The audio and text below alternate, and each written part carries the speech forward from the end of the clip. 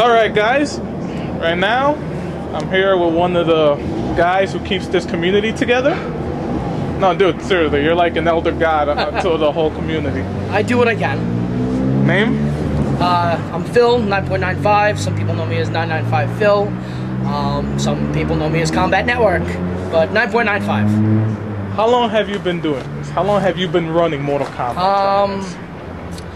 I started in late 2007. I started, actually, a friend of mine who isn't as active in the Mortal Kombat community anymore, Styrotech, he found the Long Island 3S website, which is run by John Gallagher, Sweet Johnny Cage. Yeah. And John ran tournaments out in Suffolk County at a place called Castle Golf out on Long Island. Yeah. And so I contacted John on the LI3S website, and this was like mid to late 2007. And I asked him if I could bring UMK3, Ultimate Mortal Kombat 3, to one of the Castle Golf tournaments. And he said, yeah, just bring a setup, bring some players. So, you know, we had like a 12-man tournament, something in that range. Yeah. And actually the turnout was pretty cool. I had no idea who Long Island Joe was back then. Yeah. Frankie Bones from the old UltimateMK.com days, he showed up. And I never met Long Island Joe, and he shows up out of the blue saying, yeah, I'll play UMK3. I had no idea who he was. A couple other people from the community, LI Maverick showed up, Styrotech was there. There were some names there, but not huge. The biggest obviously being Frankie Bones and Long Island Joe. Those two met in the grand finals, and Frankie won. From then, Shock was interested in how the tournament went, and he actually came out to the next tournament with Summoning and Swift Tom Hanks. The WNBA guys. Yeah, the guys from WNBA. What's up? Anyway, he and Summoning came out to the next tournament, and we had a great time. And I've been running tournaments since late 2007. In majors, my first major was NEC 10. Basically 2 years ago. Yeah, 2 years ago was my first, NEC 10 was my first major, but I've been running tournaments for about 4 years. Before you started tournaments, history of fighting games, did you play them always competitively, or did you just play them for fun? I played them for fun, but I played them as competitively as I could for fun. I only really got introduced to the tournament scene through some local tournaments at arcades like the Westbury Nathans and the Levittown Chuck E. Cheese was where I played my first MK2 tournament. And a tournament that I played in actually Super Turbo at at the Sega what was it called? The Sega Timeout in Roosevelt Field Mall back before they closed that. Then I guess in college I played in a couple of small tournaments at Bloomfield, New Jersey arcade. But for the most part, like a lot of people, I was, the best in my town. Yeah. So when I went to these little tournaments, there were people from surrounding towns, and I would finish in like the top 3 of those tournaments. And then that was before. I mean, there's a little interesting story actually about Summoning and I. He and I have been crossing paths without knowing each other, probably since I'm 15 years old. Oh, really? Oh, yeah. Wow. He played at the Westbury Nathans with all of his friends. I played at the Westbury Nathans with all of my friends. And then later on, when I went off to college, he was out in Jersey, and he was playing at the Bloomfield Arcade the years that I was in college playing at the Bloomfield Arcade. So I was playing UMK3 there when he was playing UMK3 there. I was playing MK4 there when he was playing MK4. You guys just we never met. We crossed paths so many different times. So when was the first time you could recall that you guys had, like, I don't know, I guess a formal introduction to each other? Like, wait a minute, you're the same dude that I used to play with all those years? At the break in New Jersey, I met Shock and Summoning there for the first time. How long ago was this? Late 2007, early 2008. Right around the same time that I ran those first tournaments at Castle Golf. Favorite Mortal Kombat game? You know what? Before that, that's difficult because my mind has changed. I have changed my thought process on that recently. Yeah, that thread. Are you gonna reference that thread that you made on Test Your Mic? The thing is that deep down, UMK3 really is my favorite Mortal Kombat. I have a hard time with the high level play in that because I want, you know, I believe in playing to win and doing what is necessary to play to win, but at the highest level, I don't think the game is fun to play. And that has nothing to do with winning or losing. It just has more to do with the fact that for me, it's like doing this. Okay? 3 little buttons. Yeah, so, you know, ultimately, UMK3 is my favorite, but MK2 is the most memorable for me. What do you think of Mortal Kombat 9? I think it is fun to watch. Good, I'll get you next week. I definitely think it is fun to watch. Yeah. Some really, really hype matches. Playing wise, you know, I wish I had gotten the chance to play it more. It came out right around the time that I started streaming. Yeah. And it's pretty much where I built my stream off of. So the time that I could spend playing MK9, or even practicing MK2 and UMK3, or Super Turbo, or Third Strike, or Alpha 3, or any of the other fighting games I play. Oh, well, you're very versed in all fighting games. Then you're just not a Mortal Kombat guy. Yeah, I grew up a Street Fighter player until Mortal Kombat came out. I played, you know, World Warrior. I played Street Fighter 1, and I've been a Ken user since day one. I used to play specifically on the second player side, just to use Ken in Street Fighter 1. But I played World Warrior, Champion Edition, Turbo, Super Turbo, all of it. I've played every one of them. Alpha 2, Alpha 3, you know, Street Fighter 3 New Generation, Second Impact, and Third Strike. I've played all of them. I played the EX 1, 2, 3. I played every one of them. I don't like Street Fighter 4, though. Let me ask you something. I'm not even going to bother. I was going to ask you if you play Street Fighter 4, but going back to every single incarnation of Street Fighter that you just mentioned, how sad was it to see the arcade scene in America die? I mean, did it hit you hard? Because this is something that you grew up with. Yeah. It's where I grew up. I mean, I'll be 35 this year. And, you know, I grew up in the arcades. I mean... You here next week? Yeah. I'll interview you next week. I grew up in the arcades. I mean, I would... After school, I'd come home, do some chores. My mom would give me $1. And Street Fighter was 50 cents to play. Oh, man. Okay? 50 cents to play. So, I'd have to go, and I'd have to learn to be good enough to make $1 last a couple of hours. And there were nights that I would come home and I'd be home in an hour and a half from the arcade. And there were nights that my mom had to come and drag me home from the arcade because I was still playing on $1. You know what's funny? You tell that story and like you just see the differences between the old school gamer and the new school gamer. They have the luxury of online playing, so they really don't understand the frustrations that it is with these games, especially when you're losing money, like 50 cents, you know? Yeah. Like I said, 50 cents was a lot, especially because the game costed so much. And listen, I'm fat, you know, that 50 cents could have been food. Let me ask you, when did you start streaming at the Gamer's Edge? In fact, what's your history with the Gamer's Edge? Well, May 18th, 2011 is when I started streaming. 4 days after my birthday, which is May 14th, which is when I first held my first tournament at the Gamer's Edge. For what game? MK9, Super Street Fighter 4, Marvel 3, and UMK3. Wow. Big turnout? Yeah, we had about 40 some odd people in the house, and we didn't get done until after 2 a.m. So, well, going back, your history with the Gamer's Edge, how did you find out about them? Did they contact you? No, did you contact them? I walked in one day because my 360 had red ringed. Yeah. And, you know, we were just talking business about how much it would cost to fix and whatnot. And I happened to notice that they had a fighting game on. I'm like, oh, you guys are into fighting games, huh?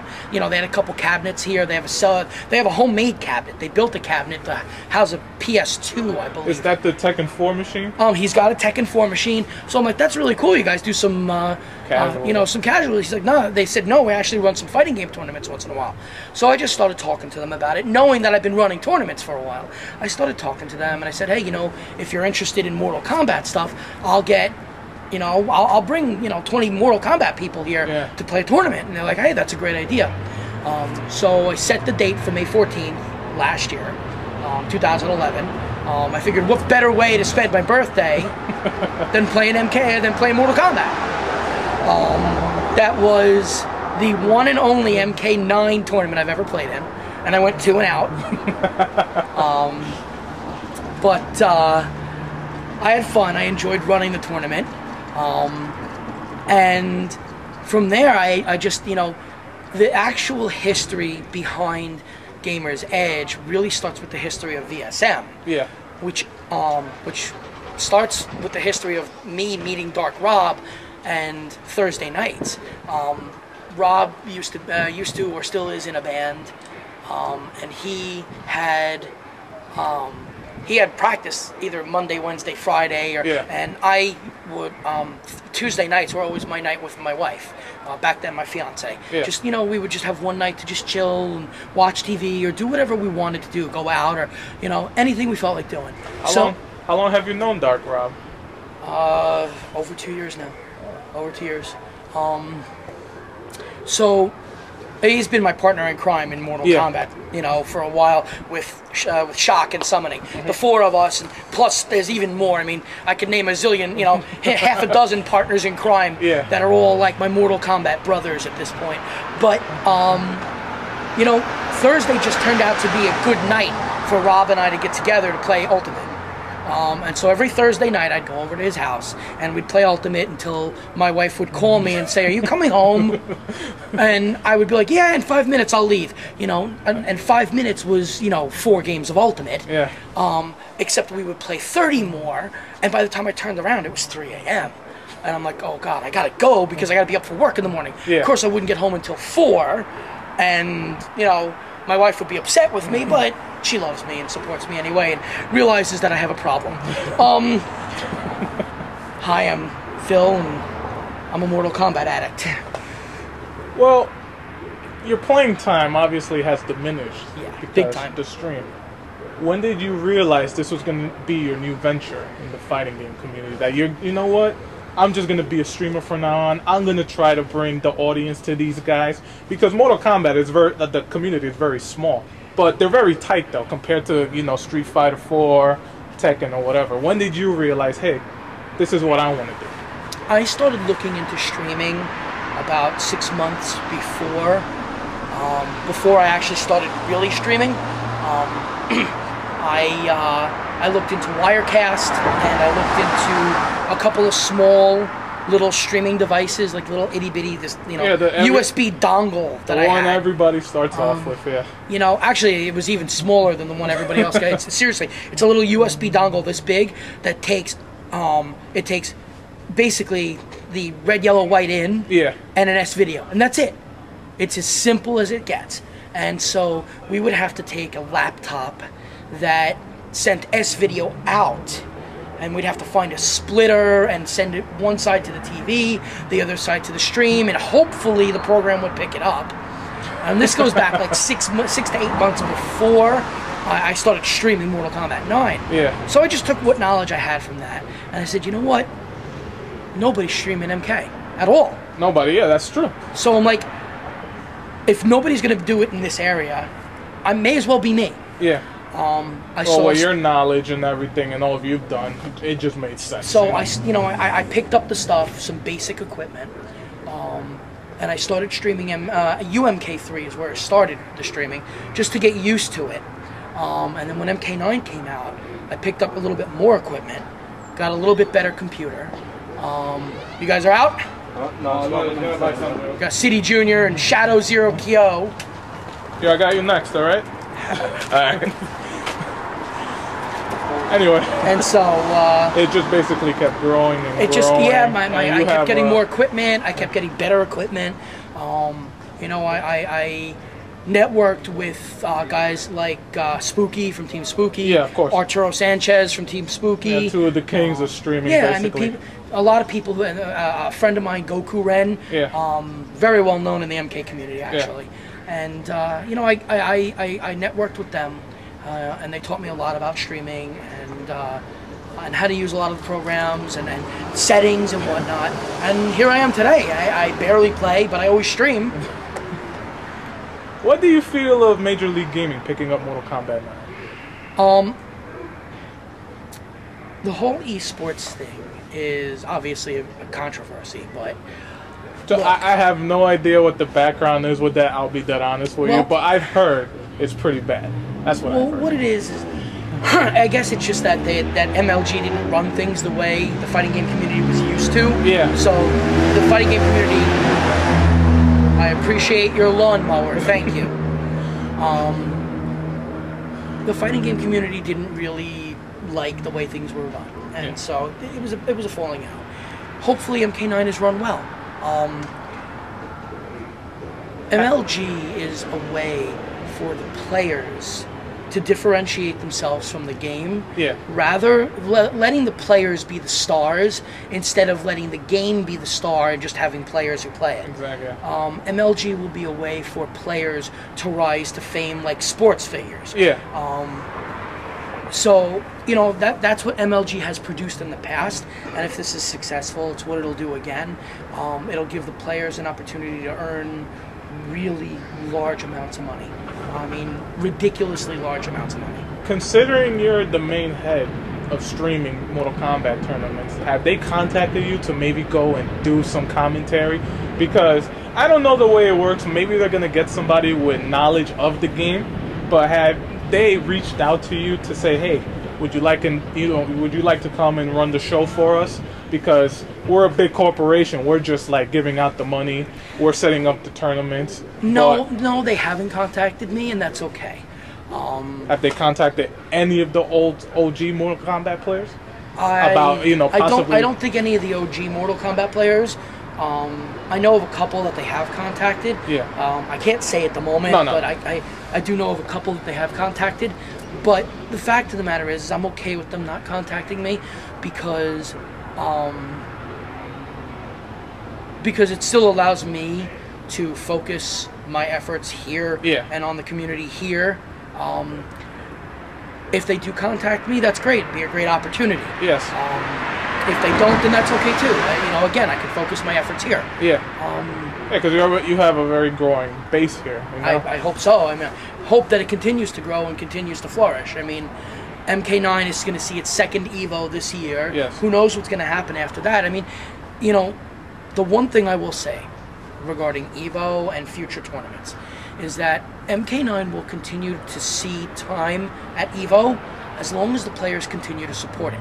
So if players say, well, you know what, this game is dead after Evo, and then they drop it, well, then it might get dropped again. It might get dropped. But if the players continue to play it and the demand for it is high, then we'll see it again. Speaking of Evo, what are you planning on attending Evo? I can't go. It's a monetary thing for me because Evo is 2 weeks before I go. I take one vacation a year. Yeah. I save all my vacation days, all of my spare money. I save for one vacation a year, and it's in mid-August every year. Yeah. I go to Atlantis in the Bahamas. Oh, nice. My wife and I have been going there. This will be our 8th year there, or 7th year. I don't know. It's been a lot of years we've been going. Well, since you're not going to Evo, do you plan on attending Final Round or any of the majors before Evo? Here comes the tough question. Final Round, I cannot go to. Final Round 15, I cannot go to. I just spent over $500 at Winter Brawl. And you ran that really good, by the way. I do my best, yes. But I got to give props to the entire staff from Mortal Kombat there. Swift Tom Hanks, Felice, Hiroshura, Shock, Summoning, AC 1984. All of us. Without all of us working together, it doesn't happen that way. By the way, did this one run as smoothly as past big majors that you've ran? This was the smoothest. The smoothest. This was the most organized and the most hype, I think, because that top 16 down to top 8 was amazing. Yeah, I was there for the top 16. I couldn't make the top 8, but glad to have seen that top 16. It was great. But final round, the problem is I just spent $500 on Winter Brawl, and it's 2 weeks after Winter Brawl. Yeah, and just that's actually this weekend. Not this weekend, the following. Yeah, one. So it's just about a week away. Yeah. And unfortunately, I went to go register my car today, and it needed an inspection. And in order to pass inspection, $554 later. So I just spent $1,000 in 7 days. Oof. I cannot get to final round. There's no way. And then there's a problem for me for ECT this year. A lot of people don't know this. What they do know about me is that I do and I try to work for charitable organizations as much as possible. Just this coming Saturday, Saturday the 25th of February, I will be running a 24-hour stream from 8 a.m. Eastern Standard Time to 8 a.m. Eastern Standard Time on Saturday to 8 a.m. Eastern Standard Time on Sunday. It is a memorial fundraiser stream with the purpose of raising money for the National Multiple Sclerosis Society, the American Diabetes Association, and the American Cancer Society. All three charities. I'm trying to raise money for all three of them this coming weekend. So guys, support. That's what we need. And it'll be on the KombatNetwork, Twitch TV. So, but the other organization that I work for, that I volunteer with, is the New Jersey State Special Olympics. I've been a head coach there for 15 years. Nice. And it's an overnight chaperone job that requires me to be there for an entire week, on a Friday night, Saturday night, and all day Sunday. And then I come home on Sunday. Unfortunately, this coming year, Special Olympics New Jersey coincides with East Coast Throwdown 4.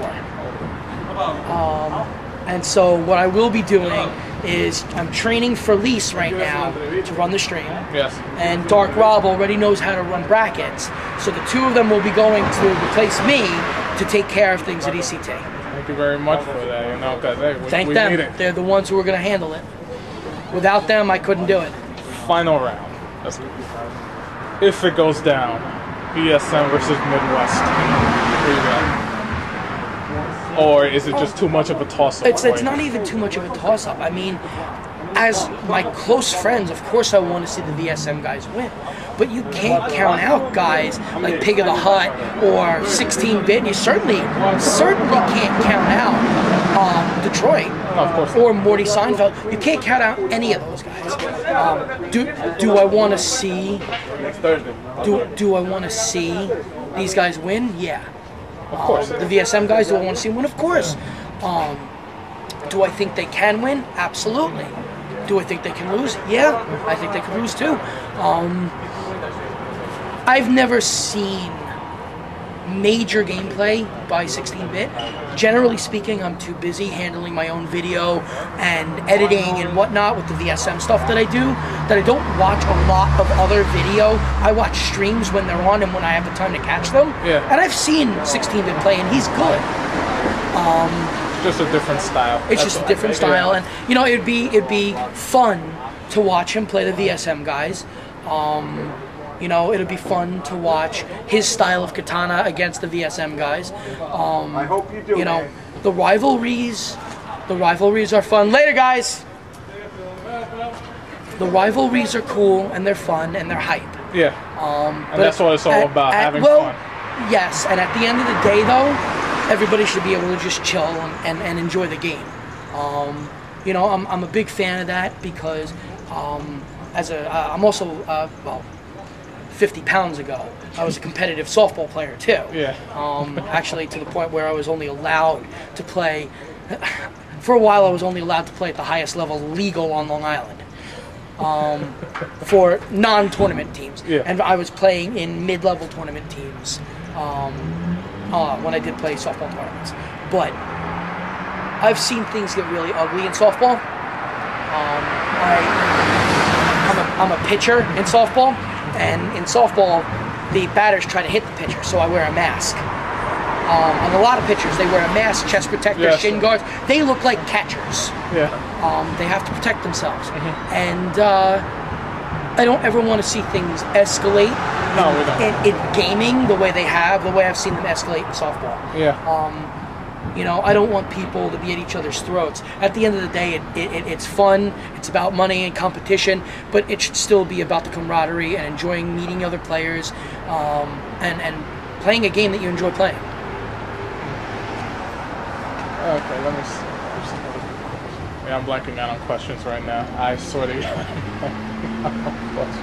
Well, let me ask you something. You ran, what was it, On the Edge 2 Saturdays or 3 Saturdays ago? Yeah, 2 Saturdays ago. How often do you plan on holding tournaments like those kind of tournaments? At Gamer's Edge, all right. The one that we ran, did you come to the one at Yestercades? No, I didn't have a chance. That was Revolution X. Okay, the ones at Yestercades are always going to be called Revolution X. It'll be, like, the next one's going to be Revolution X2. So that might give you a couple of ideas how we might do the logo.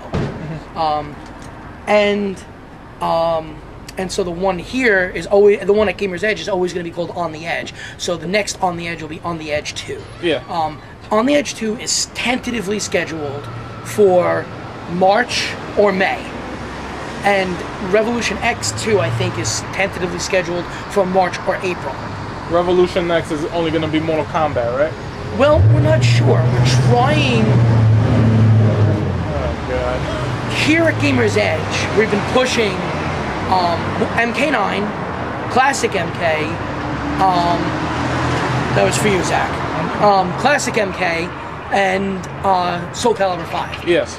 At Yestercades, we're going to be pushing MK9, Classic MKs, and Street Fighter Cross Tekken. Now we're going to play Street Fighter Cross Tekken here. Yeah.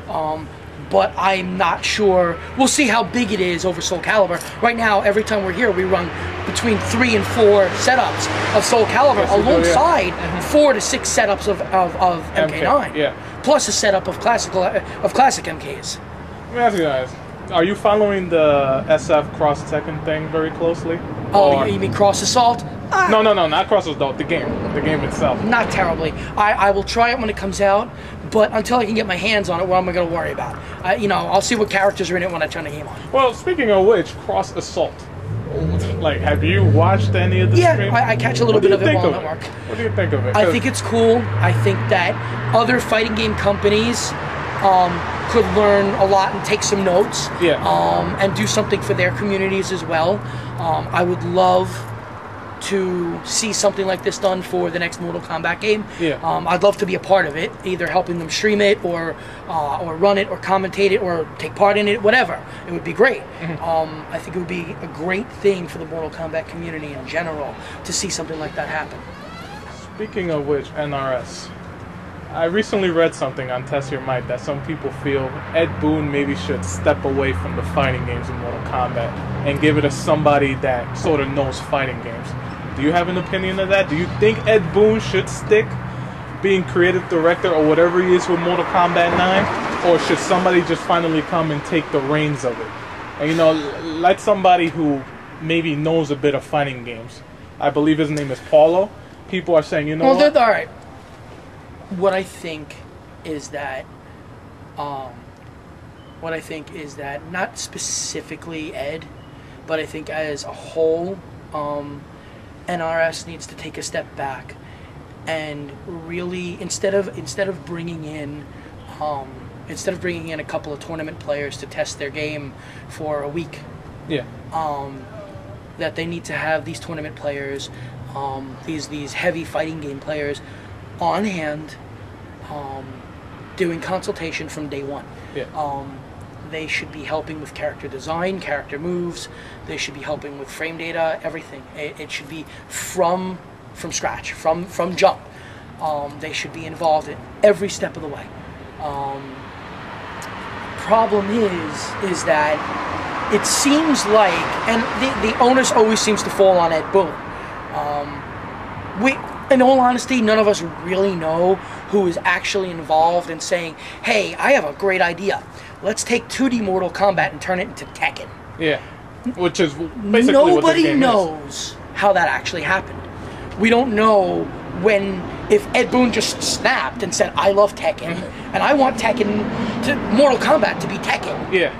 Or we don't know if they all sat down collectively at a table and said, let's throw some ideas out. What can we do different now? And we don't know. It could have been somebody else on the team that said, why don't we go 3D? And Ed might have went, you know what, that's a great idea. Give me some ideas. So we don't know how it actually happened.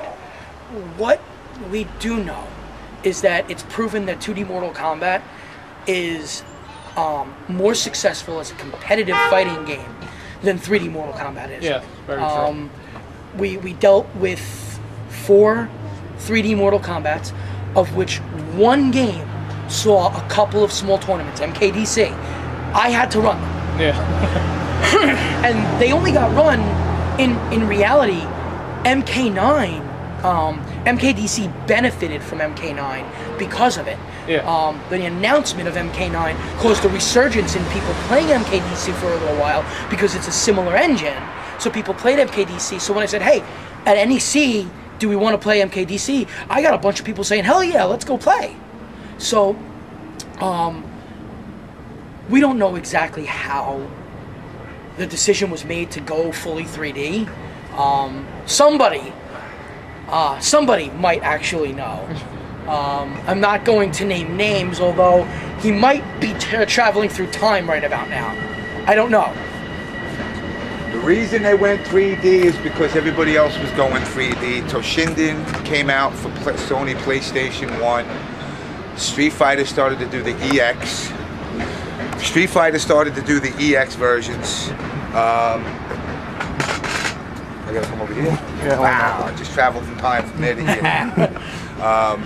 Everybody, Paper Legend, James MK. Hello, everybody.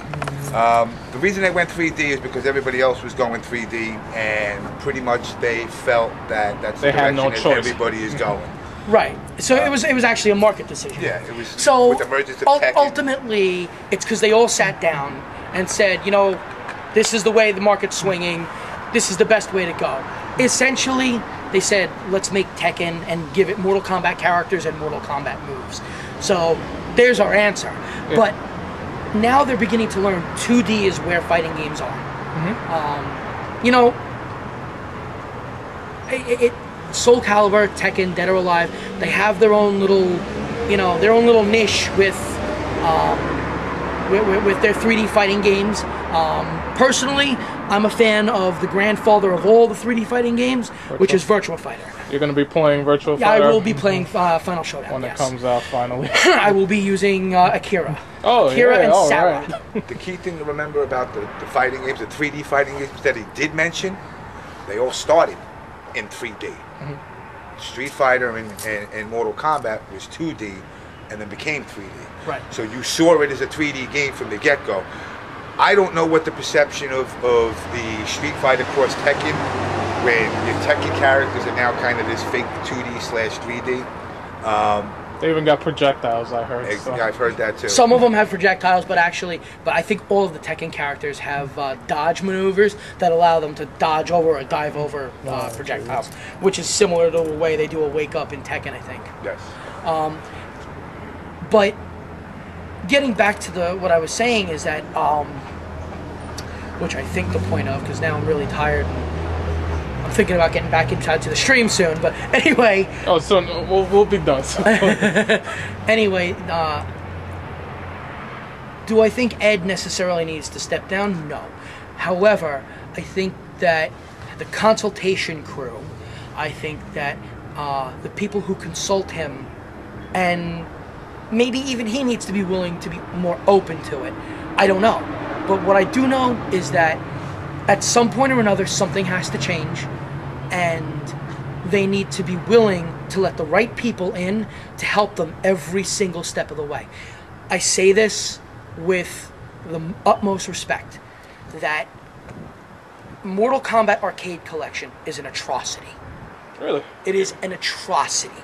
It is a slap in the face to players like me who spent and paid them probably hundreds of dollars or thousands of dollars and dumped it into arcade machines for years upon years upon years. This is a part of my history. It's a part of who I am. And I'll be honest, there is an emotional attachment to those games. Why do you feel it's a complete mess? Or... It's horrible. The games play sloppily. The sound is off. Moves are off. Collision is off. Speed is off. There is slowdown. There's frame skip. There's input delay. None of everything. Just everything. The game is an atrocity. How is this UMK3 compared to the first version that came out on the 360? The 360 version is better. Yes. But is there a reason why that actually went down from the marketplace? It's an intellectual property thing. Oh, all right. It's from when Midway was sold to when Midway disappeared, and then Mortal Kombat was sold from. It was a trade of intellectual properties. There was no point to bringing it back when it was going to come out in Arcade Collection. Anyway, Arcade Collection is an atrocity. It's as I said, it's a slap in the face to the old school Mortal Kombat players. What I say, and this is the part that I say with the utmost respect to NRS, to Warner Brothers, take a page out of Capcom's book and look at what they did with Third Strike.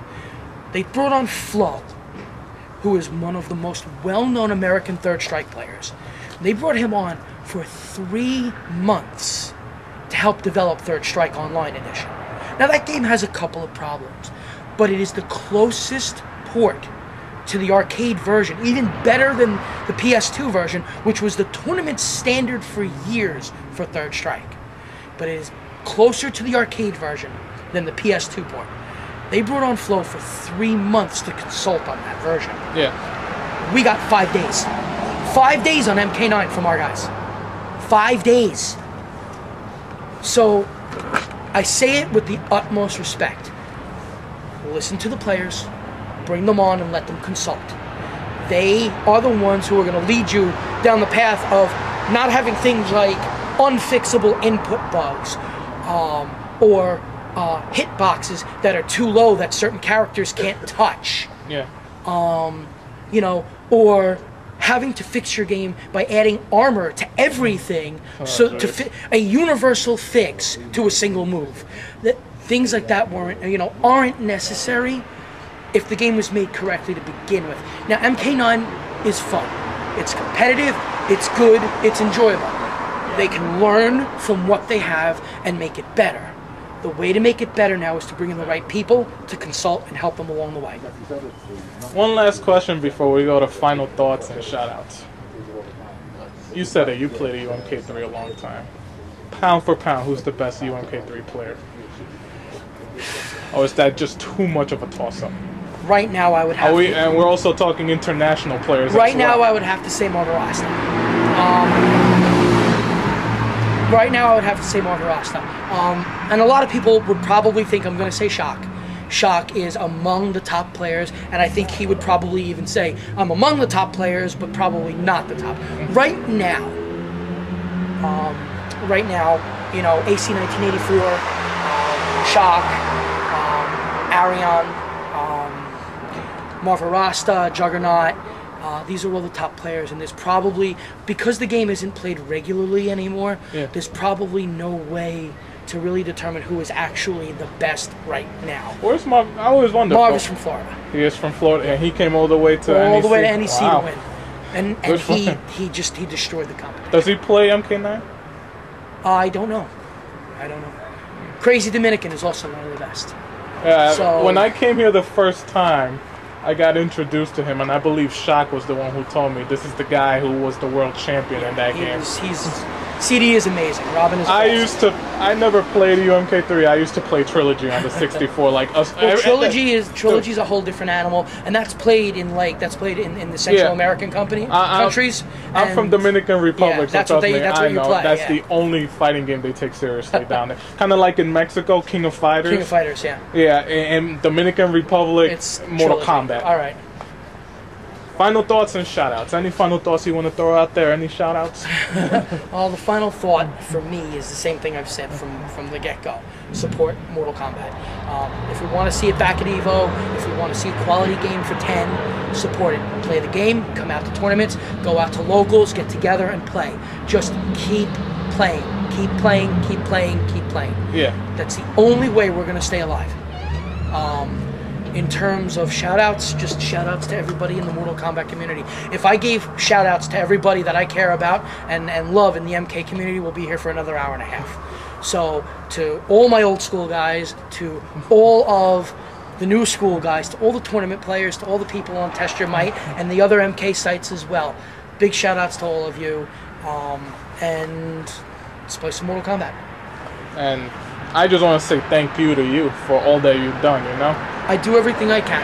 I just want to see it flourish. Thank you. And guys, that was Phil. Thank you very much.